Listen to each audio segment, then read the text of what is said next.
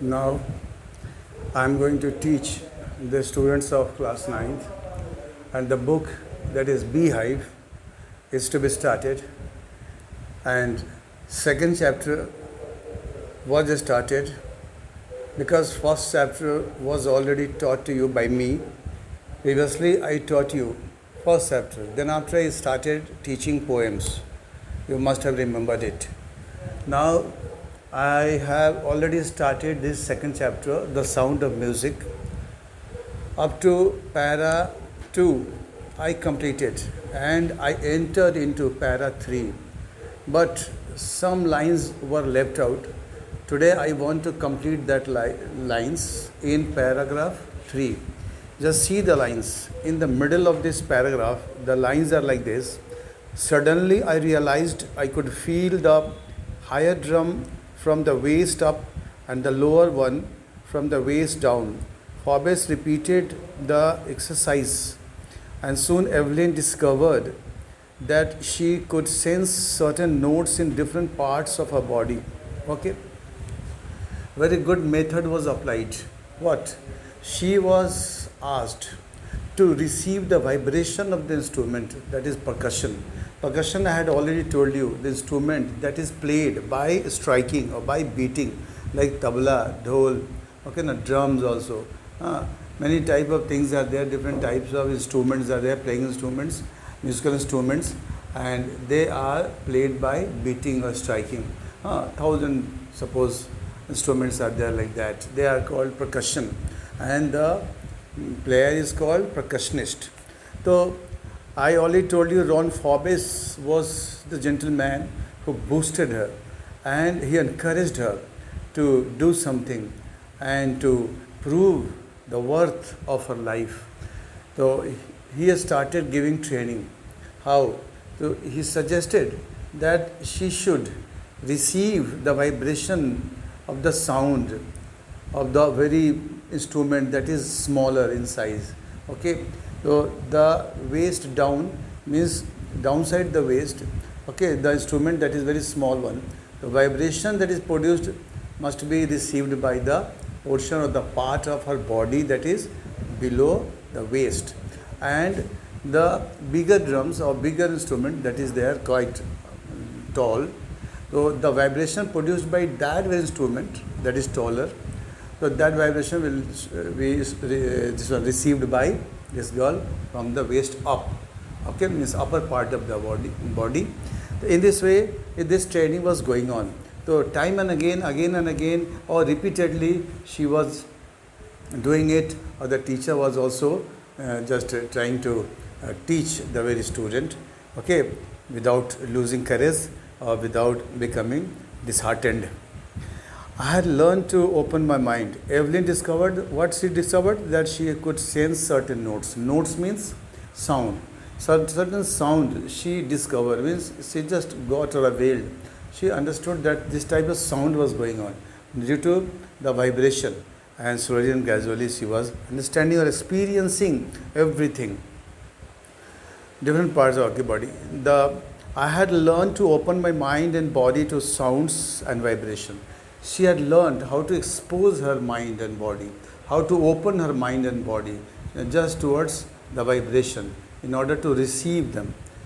The rest was sheer determination and hard work. Everything requires determination, iron will, okay, willpower.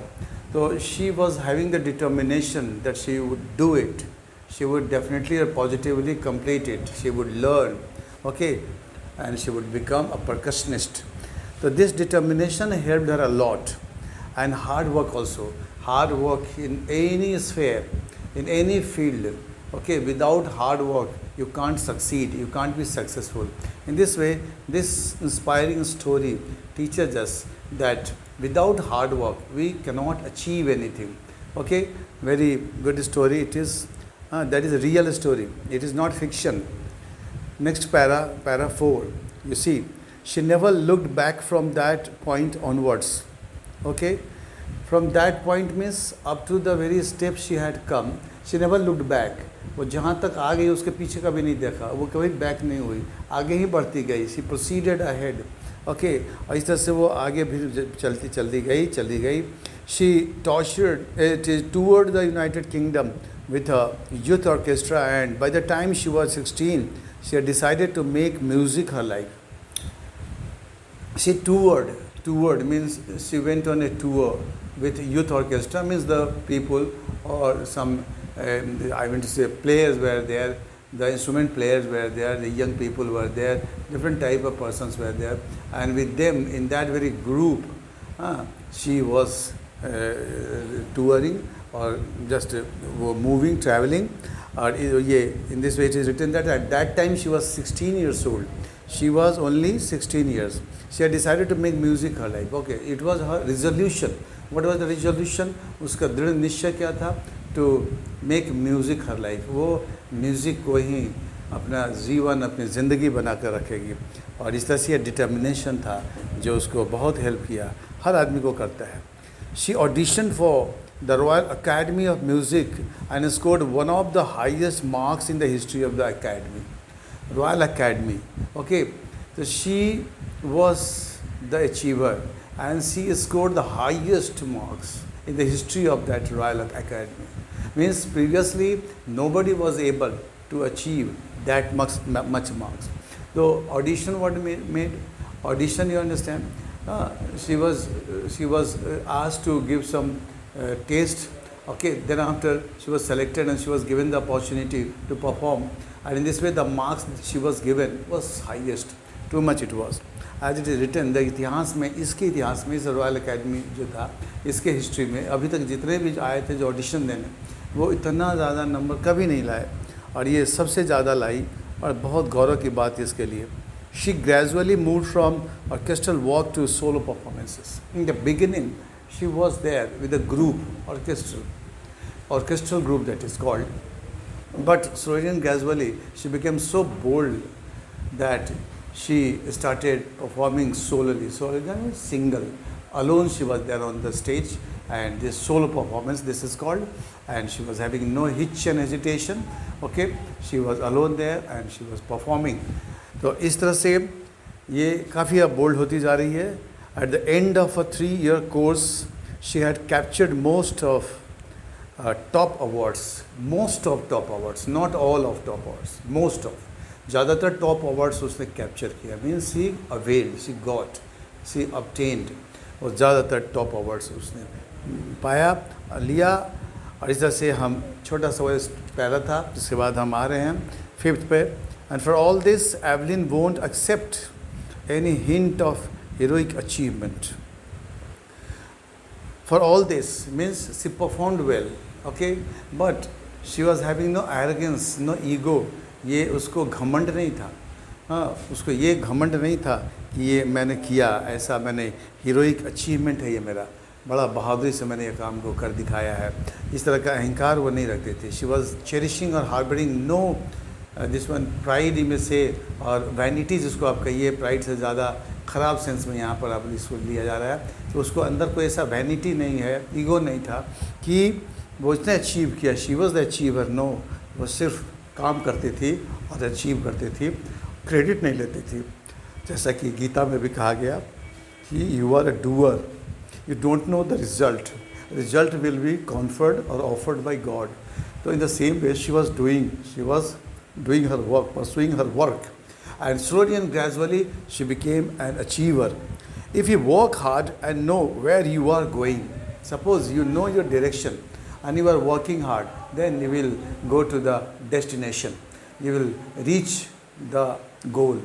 जो आपका destination है और जो गोल है वहाँ पहुँच जाएंगे, और आपको सही दिशा में काम करने के लिए कहा गया और आप काम कर रहे हैं तो आप मंजिल पाएंगे positively. You will get there means you will reach there. Get has got many meanings. One get means to become. I have got old. Suppose I have got old means I have become old. Another meaning of get, to reach. I get to school at 10 o'clock means I reach school. इस तरह से get का अलग अलग मतलब है. यहाँ हम लोग उसको reach के सेंस पे लगा रहे हैं कि she got right to the top, just to the top. तो ये get का सेंस हुआ, वहाँ पर पहुँची टॉप पे. The world's most sought after multi-percussionist with a mastery of some 1,000 instruments and hectic international schedule. International schedule means she was invited from different countries and she remained very busy. Hectic means busy. She was always busy. She was going from one place to another, from one country to another to perform. इस तरह से ये काफ़ी और 1000 instruments she got victory over. तो मतलब 1000 instruments उन्हें learn कर लिया.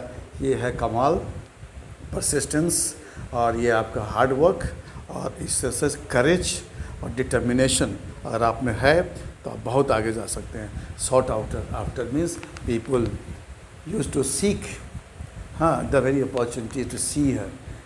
They used to see the very performer and she was most sought after artist or percussionist. तो इस तरह से ये पैरा आपका फिनिश होता है. अब हम लोग 6th पैरा पर आ रहे हैं. 6th को आप देखेंगे. पैरा है, it is intriguing to watch Evelyn function so effortlessly without hearing. She was not able to hear anything. Okay. She was physically challenged. She had become physically disabled, but she had become a veteran. So it is intriguing to watch Evelyn function. It was quite interesting to watch her doing her work, performing. Means वो जो perform करते थे, अपना work करते थे, उसको लोग जो है ना काफ़ी इंटरेस्ट लेकर के देखते थे और देखना भी चाहते थे. And she used to perform effortlessly. Means it seemed as if she was not making effort. She was not making endeavor. कोई ऐसा endeavor या कोई प्रयास नहीं करते थे, ऐसा लगता था. ऐसे तो बिना प्रयास से कुछ होता नहीं है, लेकिन ये काफ़ी spontaneous और natural टाइप का हो गया था. उसके लिए लगता था कि without effort she was performing everything. In our 2-hour discussion, she never missed a word. Okay, discussion suppose took place with someone. She used to discuss with someone. Suppose, so at that time she didn't miss any word uttered by the person standing in front. वो आदमी जो सामने खड़ा है उसका एक शब्द भी वो लूज नहीं करती थी. सब कुछ वो समझ जाती थी. कैसे समझती थी? It's written here. Men with bushy beards give me trouble. Okay. हाँ, one trouble was there. People wearing beards, जो लोग दाढ़ी रखते थे, हाँ, उनके साथ कोई दिक्कत थी. Because the people wearing beards hide their lips and the vibration of lips are not noticed or observed. ये lips के जो vibration है वो notice नहीं हो पाता है, वहाँ पर problem आने लगता है. Otherwise अगर आप गौर से ऑब्जर्व करें, नोटिस करें तो लिप्स के वाइब्रेशन से भी बहुत शब्दों का मतलब समझने लगता है आदमी. इस तरह से गौर से अगर आप अटेंटिवली, अगर आप सिंसियरली सुन रहे हैं और चेहरे को देख रहे हैं तो बहुत कुछ भाषा समझ में आने लगती है. तो this was the problem. She laughed. तो at the time of speaking this very thing she started laughing. क्यों भाई? उसको लगा कि यहाँ थोड़ा सा प्रॉब्लम है इसका. It's not just watching the lips, it's the whole face, specially the eyes. और यहाँ करें कि सिर्फ लिप्स को वॉच नहीं कर रहे हैं, अथवा आँखों को भी. आँखों से बहुत कुछ समझ में आती रहती है. आपके भाव, आपके सब कुछ समझ में आ जाते हैं. तो करें कि आँखों में भी बहुत कुछ होता है जो चीज़ों को बयान करता है. और तो कहता है कि she speaks flawlessly with a Scottish lilt. उसका जो एक्सेंट था, लिल्ट था, वो जो टोन है वो स्कॉटिश है, स्कॉटलैंड वाला. और उसके बाद कहता है फ्लॉलेसली, वो बोलते थे. Flawlessly means without mistake, without error. Fluently and flawlessly, 2 words are there. Fluent में धारा प्रवाह, फ्लॉलेस कोई मिस्टेक नहीं, कोई एरर नहीं. और इस तरह से एरर फ्री वो इस तरह से वो काम कर हो जाता था उसका बोलने में बहुत बढ़िया से ये चीज़. लेकिन थोड़ा सा टोन आ जाता था उसका अपना जो नेटिव था. My speech is clear because I could hear till I was 11, she says. Because I could hear till I was 11. Okay, when she was 11 years old, she used to watch everything, notice everything. That's why she had learned to express anything or any language clearly just by watching. इस तरह से watch करके वो सब कुछ समझती थी. But that doesn't explain how she managed to learn French and master basic Japanese. यहाँ 2 भाषा में कर रही है, या फ्रेंच और जैपनीज़, ये 2 जो है ना उसमें करेगी. That doesn't explain how she manage to learn. She learn but how did she do it. हाँ, how she manage to do it ये थोड़ा वो नहीं पा रही है, चूँकि ये फ्रेंच और जैपनीज़ थोड़ा सा लिटिल बिट ट्रबलसम है और थोड़ा सा डिफ़िकल्ट है. लेकिन she manage to learn it. तो इस तरह से उसने ये बताया कि ये यहाँ तक भी पहुँच गई, लेकिन वो थोड़ा सा प्रॉब्लम था।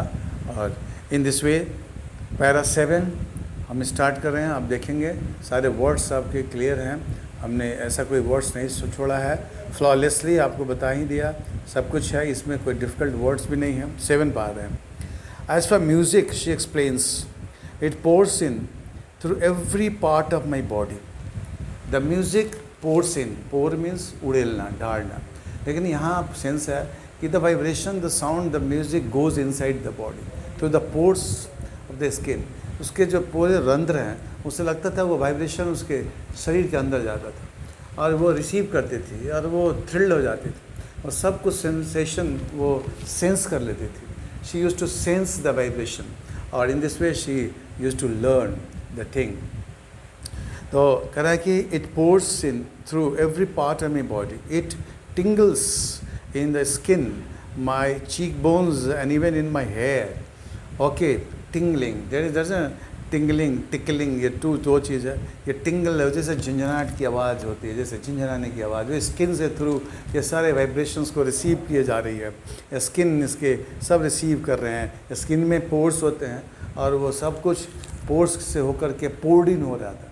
यहाँ पोर और पोर ये अलग अलग है। ये पीओ यू आर पोर है, उड़ेलना है, और ये प्योर हरी पोर में साथ तो छेद होता है, रंध्र होता है स्किन में, लगता था उस रंध्र से होकर के हर कुछ पोर्ड हो रहा था, मतलब उसमें उड़ेला जा रहा था, हर कुछ उसमें डाला जा रहा था।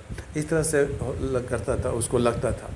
My cheek bones, cheek bone you are knowing already, cheek bone, collar bone this is called, this is cheek bone. तो इन दिस वे ये चीक बोन से भी वो काम होता था। हेयर भी उसमें हेल्प करते थे हर चीज़ रिसीव करने में, समझ लीजिए कि एंटीना की तरह। When she plays the xylophone, she can sense the sound passing up the stick into the fingertips.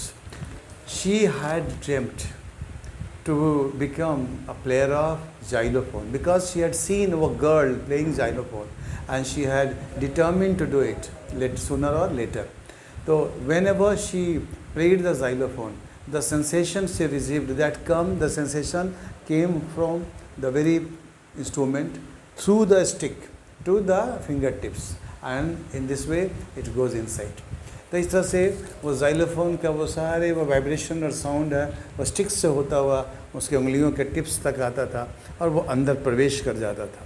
इस तरह से बहुत ही जिसका इरादा पक्का है वो सब कुछ पा लेता है। फिर हमने देखा यहाँ लिख रहा है कि by leaning against the drums she can feel the resonances flowing into her body, leaning against the drums, lean, okay, lean adjective भी है वो, lean, lean that is दुबला पतला, lean and thin, और यहाँ lean है ना verb के रूप में है, मतलब थोड़ा सा बेंड कर जाना, थोड़ा सा टिल्ट हो जाना, थोड़ा सा झुक जाना। तो इस तरह से कह रहा है कि यहाँ leaning against the drums she can feel the resonances flowing to her body। जो उसके रेजोनेंसेस, उसके इको जो है, उसकी प्रतिध्वनि है, जो उसकी गुंजन है, वो सब कुछ उसके बॉडी से होकर के अंदर पहुंच जाता था। थोड़ा सा हल्का सा उसका बेंड होकर के ऐसे वहाँ पर झुक जाती थी और वो सब कुछ रिसीव कर लेती थी, हर चीज़ आ जाता था उसके बॉडी में। On a wooden platform she removes her shoes so that the vibrations pass through her bare feet and up her legs. Okay, the platform suppose was made of wood, so she didn't use shoes or chappals or anything or sandal, nothing at all. Why? She wanted to receive the vibration. She wanted to experience the vibration. That's why barefooted means खाली पैर, नंगे पाँव वो चढ़ जाती थी platform पर चढ़ करके और फिर वो रिसीव कर लेती थी, क्योंकि वो पैर का जो तलवा है, सोल ऑफ हर लेग्स, वो रिसीव करता था वाइब्रेशन को। और इस तरह से इरादा पक्का है तो रास्ते निकल आते हैं और इस तरह से आदमी आगे बढ़ता है। Now para 8 I am going to start. Not surprisingly it's written Evelyn delights her audiences. Delight means to become very happy. Delight means किसी को खुश कर देना।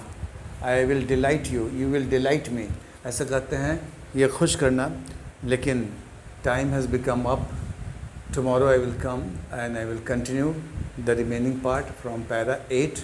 Okay, thank you for listening to this very video.